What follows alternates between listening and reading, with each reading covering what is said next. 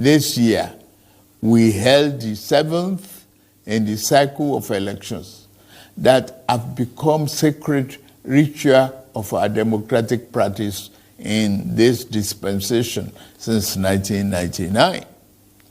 That the polls were intensely contested is in itself positive evidence that democracy is well and alive in our land.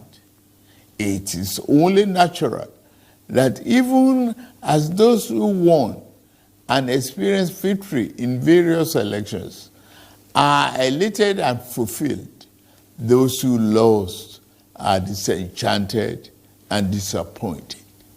But the beauty of democracy is that those who win today can lose tomorrow, and those who lose today will have an opportunity to compete and win in the next rounds of elections.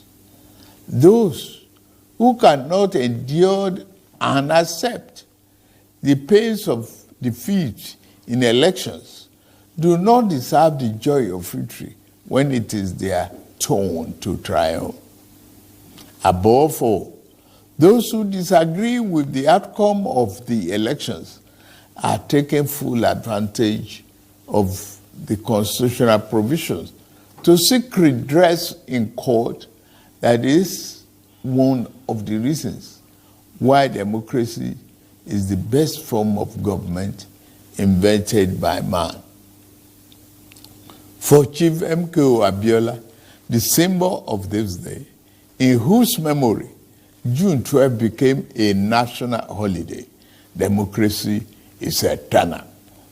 It is about rule of law and vibrant judiciary that can be trusted to deliver justice and strengthen institutions.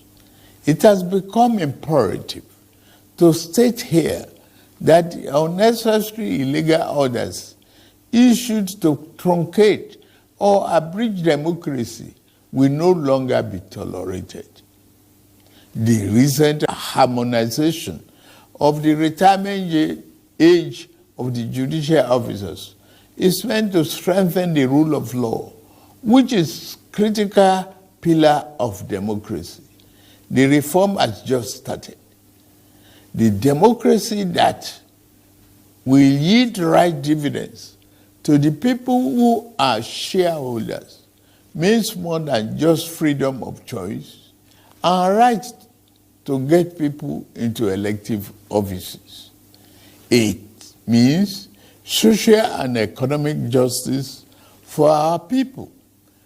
To the winner of June 12 democracy offers the best chance to fight and eliminate poverty. 30 years ago, he christened his campaign manifesto, Farewell to Poverty, because he was convinced that there is nothing defined about poverty. It is a man-made problem that can be eliminated with clearly thought out social and economic policies.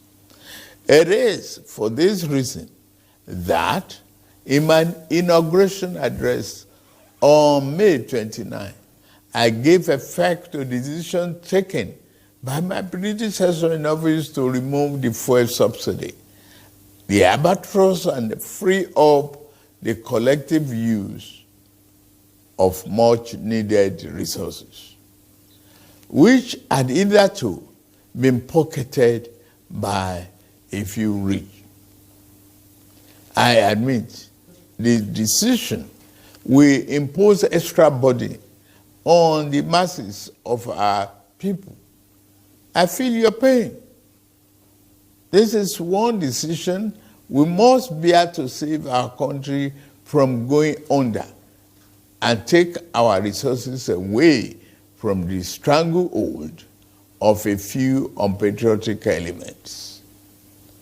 Painfully, I have asked you, my compatriots, to sacrifice a little more for the survival of our country.